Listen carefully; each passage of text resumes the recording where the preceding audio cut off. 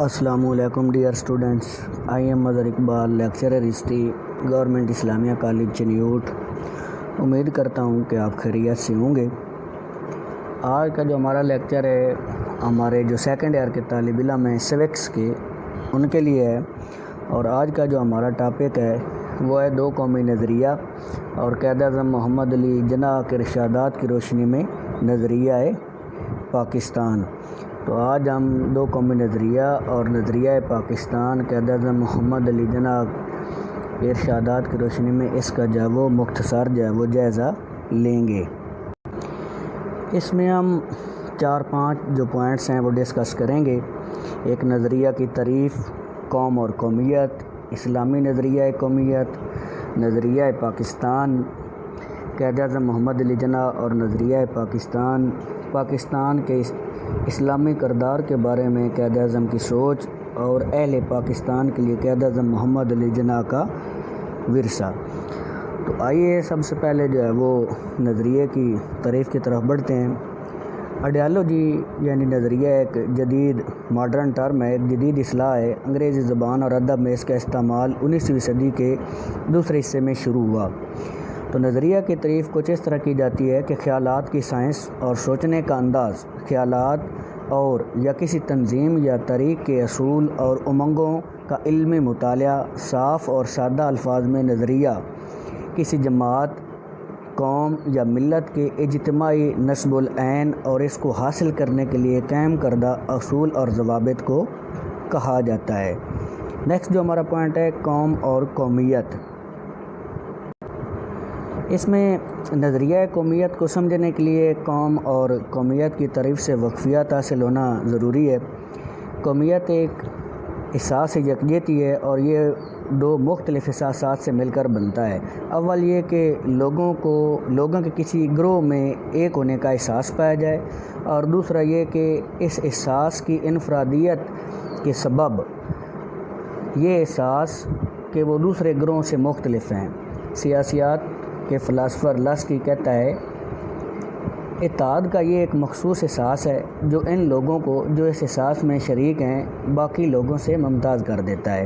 اسی طرح ایک اور انگریز فلسفی جذبہ قومیت کو ایک روحانی احساس کہتا ہے جو ایسے لوگوں میں پیدا ہوتا ہے جو عام طور سے ایک ہی نسل سے تعلق رکھتے ہوں یا ایک ہی علاقے میں آباد ہوں، ایک ہی زبان بولتے ہوں، ایک ہی مذہب کے ماننے والے ہوں اور ان کی تاریخ اور روایات مشترک ہوں، ان کے مفادات ایک جیسے ہوں اور سیاسی اتحاد کے یکساں اغراض و مقاصد ان کے سامنے ہوں۔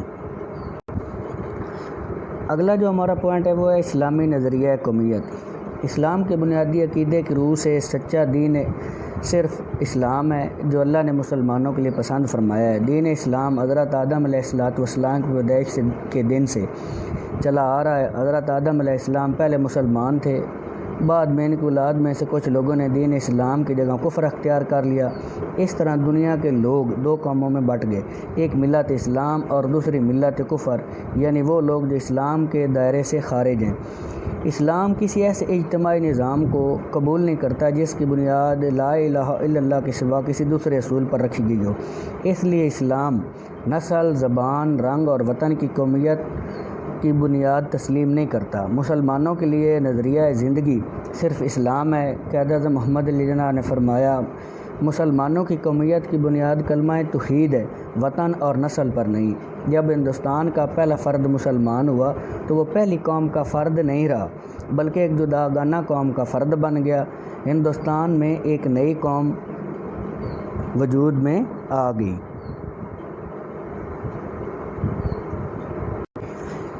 اس کی بہترین مثال جو ہے وہ پاکستانی قومیت کی تشکیل سے بھی دی جا سکتی ہے۔ ہندوستان کے ہندو اور مسلمان کم و بیش ایک نسل سے تعلق رکھتے تھے، ایک ہی ملک کے شہری تھے، وہ ایک جیسی زبانیں اور بولیاں بولتے تھے، ان کے روزمرہ کے رسم و رواج میں بھی کوئی بڑا فرق نہیں تھا۔ اس کے باوجود دین اسلام مسلم قومیت کی ایک ایسی مضبوط اور پائیدار بنیاد ثابت ہوا کہ اس نے ہندو اور مسلمانوں کے تمام اشتراک کا خاتمہ کر دیا اور محض دینی اشتراک کی بنیاد پر دنیا کی ایک عظیم الشان قوم ملت اسلامیہ پاکستان وجود میں آ گئی۔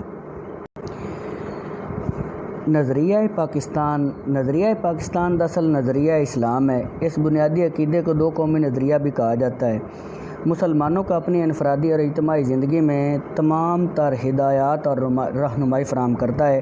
اپنی انفرادی اور اجتماعی زندگی کو قرآن اور سنت کی روشنی میں ڈھالنا ہی ملت اسلامیہ کا مقصد حیات ہے، اور یہی نصب العین نظریہ پاکستان کا ہے۔ 2 قومی نظریہ ایک ازلی اور ابدی حقیقت ہے۔ اس کی تاریخ انسانیت کی تاریخ کی طرح بہت قدیم اور حضرت آدم علیہ السلام سے شروع ہوتی ہے۔ قرآن مجید کے مطابق خدائی ہدایات کو قبول کرنے والے اور اس کے انکاری 2 الگ قومیں ہیں۔ نظریہ پاکستان کی جو ٹرم ہے، اصطلاح سب سے پہلے چودھری رحمت علی نے جنوری 1933 میں اپنے پمفلیٹ نو نیور یعنی ابھی یا کبھی نہیں میں استعمال کی، جو بعد میں پاکستان ریزولوشن قرارداد پاکستان 23 مارچ 1940 کے بعد اس کا وہ استعمال پھر عام ہونے لگا۔ اسلام اور ہندو مت کے درمیان تصادم 1200 سال سے چلا آتا ہے، اس لیے یہ بات کہنا بالکل مناسب ہے کہ قدیم اور جدید بھارت کی تاریخ بڑی حد تک ہندو مسلم مذہبی اور ثقافتی کشمکش کی تاریخ ہے۔ سر سید احمد خان کے دور میں ہندو اور مسلمان کلچر کا جو فرق تھا وہ زبان کی شکل میں رونما ہوا۔ پس 1867 میں زبان اور رسم الخط کا سوال پیدا کر کے ہندوؤں نے لسانی میدان میں پاکستان قائم کر دیا، جو پہلے موجود نہ تھا۔ زبان کا سوال دونوں قوموں کے درمیان اناد اور دشمنی کا بنیادی سبب بن گیا، اور سر سید کی پیش گوئی درست ثابت ہوئی۔ یہی وجہ ہے کہ سر سید نے مسلمانوں کے لیے فرقے کی بجائے قوم کا لفظ استعمال کیا اور ان کو بتایا کہ ان کی علیحدہ قومیت کی بنیاد ہے۔ انہوں نے 1883 میں پٹنہ میں تقریر کرتے ہوئے کہا کہ میں یہ بات وثوق سے کہتا ہوں کہ اگر ہم ایک لمحے کے لیے اپنے خدا کے تصور کو نظر انداز کر دیں تو روزمرہ کے عام معاملات میں ہندو اور مسلمان بحیثیت دھرتی کے سپوت در حقیقت 2 نہیں بلکہ ایک قوم ہے۔ نیکسٹ جو ہمارا پوائنٹ ہے وہ ہے قائد اعظم محمد علی جناح اور نظریہ پاکستان۔ قائد اعظم محمد علی جناح نے مسلمانوں کی جداگانہ قومیت اور نظریہ پاکستان کی بار بار وضاحت کی۔ ان کے ارشادات چند وہ مختصراً یہاں بیان ڈسکس کر لیتے ہیں۔ 23 مارچ 1940 کو لاہور میں قرارداد پاکستان کے اجلاس سے خطاب کرتے ہوئے قائد اعظم محمد علی جناح نے فرمایا، اسلام اور ہندو دھرم 2 مذاہب نہیں بلکہ در حقیقت 2 مختلف مشرتی نظام ہیں۔ چنانچہ اس خواہش کو خواب و خیال ہی کہنا چاہیے کہ ہندو اور مسلمان مل کر ایک مشترکہ قومیت کی تخلیق کر سکیں گے۔ یہ لوگ آپس میں شادیاں نہیں کرتے، نہ ہی ایک دسترخوان پر کھانا کھاتے ہیں۔ میں صاف الفاظ میں کہتا ہوں کہ وہ 2 مختلف تہذیبوں سے تعلق رکھتے ہیں۔ ان کی تہذیبوں کی بنیاد ان تصورات اور حقیقتوں پر رکھی گئی ہیں جو ایک دوسرے کی ضد ہیں۔ انسانی زندگی کے متعلق ہندو اور مسلمانوں کے خیالات اور تصورات ایک دوسرے سے مختلف ہیں۔ لفظ قوم کی ہر تعریف کی روح سے مسلمان ایک قوم ہے، لہذا ان کے لیے الگ وطن ہونا چاہیے جہاں وہ اپنے رسم و رواج کے مطابق معاشی، معاشرتی اور سیاسی زندگی جو ہے وہ بسر کر سکیں۔ مارچ 1944 کو طلباء سے خطاب کرتے ہوئے آپ نے فرمایا، اسلام ہمارا رہنما اور ہماری زندگی کا مکمل ضابطہ ہے۔ ہمیں کسی سرخ یا پیلے پرچم کی ضرورت نہیں، اور نہ ہی ہمیں سوشلزم، کمیونزم، نیشنلزم یا کسی دوسرے ازم کی ضرورت ہے۔ 23 جنوری 1948 کو اسلامیہ کالج پشاور کے طلباء سے خطاب کرتے ہوئے فرمایا، ہم نے پاکستان کا مطالبہ زمین کا ایک ٹکڑا حاصل کرنے کے لیے نہیں کیا تھا، بلکہ ہم ایک ایسی تجربہ گاہ حاصل کرنا چاہتے تھے جہاں ہم اسلام کے اصولوں کی سچائی ثابت کر سکیں۔ اپنی ایک تقریر میں بابائے قوم نے فرمایا، اسلام کے تصور مملکت کا یہ امتیاز پیش نظر رکھنا چاہیے کہ اس میں اطاعت اور ہوا کشی کا مرکز خدا کی ذات ہے، جس کی تعمیل کا عملی ذریعہ قرآن مجید کے احکام اور اصول ہیں۔ اسلام میں دراصل نہ کسی بادشاہ کی اطاعت ہے، نہ پارلیمنٹ کی، نہ کسی شخص یا ادارے کی۔ قرآن مجید کے احکامات ہی سیاست و معاشرت میں ہماری آزادی اور پابندی کی حدود متعین کرتے ہیں۔ دوسرے الفاظ میں اسلامی حکومت قرآنی اصول اور احکام کی پابند حکومت ہے۔ 1 جولائی 1948 کو قائد اعظم محمد علی جناح نے اسٹیٹ بینک کا افتتاح کرتے ہوئے فرمایا، اگر ہم نے مغرب کا معاشی نظریہ اور نظام اختیار کیا تو اس سے ہمیں اپنے عوام کے امن اور خوشحالی حاصل کرنے کے نصب العین میں کوئی مدد نہ ملے گی۔ ہم اپنی تقدیر ہمیں اپنے انفرادی انداز میں بنانی پڑے گی۔ ہمیں دنیا کے سامنے ایک ایسی مثالی معاشی نظام قائم کرنا ہے جو انسانی مساوات اور معاشرتی انصاف کے سچے اسلامی تصورات پر قائم ہو۔ نیکسٹ جو ہمارا پوائنٹ ہے وہ ہے کہ پاکستان کے بارے میں، پاکستان کے اسلامی کردار کے بارے میں قائد اعظم محمد علی جناح صاحب کی سوچ۔ قائد اعظم محمد علی جناح اسلام کو بطور ایک نظام کے تو مانتے تھے، لیکن اس کے عملی نفاذ کے بارے میں وہ ایک حقیقت پسند سیاستدان کی سوچ رکھتے تھے۔ ان کے مطابق کسی ریاست کے نظام کو طے کرنا کسی ایک شخص کا کام نہ تھا، بلکہ ایک اجتماعی عمل تھا جسے عوام کے نمائندوں نے مل بیٹھ کر کرنا تھا۔ انہوں نے خود اس بات کی وضاحت فرما دی تھی کہ پاکستان کا آئین پاکستان کی آئین ساز اسمبلی بنائے گی اور وہ نہیں جانتے کہ اس کی شکل کیا ہوگی۔ اسی طرح جب ان سے پوچھا گیا کہ پاکستان کا آئین شریعت کے مطابق ہوگا تو انہوں نے اسی طرح جواب دیا کہ یہ مسلم اکثریت کا ملک ہے، اگر مسلمان شریعت کے مطابق اپنا دستور بنائیں گے تو اس میں کون آڑے آ سکتا ہے۔ وہ اس معاملے کو بھارت کے ساتھ تقابل کے تناظر میں بھی دیکھتے تھے۔ ایک برطانوی صحافی نے جب ان سے سوال کیا کہ کیا پاکستان میں ملاؤں کی حکومت ہوگی تو انہوں نے برجستہ جواب دیا کہ اس حکومت کے بارے میں کیا خیال ہے جسے ہندوستان میں پنڈت چلائیں گے۔ بھارت کے جو پہلے وزیر اعظم پنڈت جواہر لال نہرو جبکہ اصل بانی مہاتما گاندھی دونوں مذہبی علامتیں تھیں۔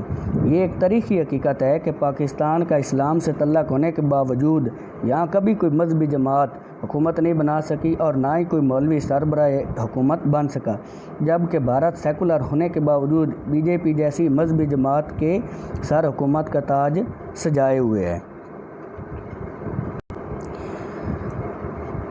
آخری جو ہمارا پوائنٹس ہے ڈیئر اسٹوڈنٹس وہ ہے اہل پاکستان کے لیے قائد اعظم محمد علی جناح کا ورثہ۔ جس طرح سے قائد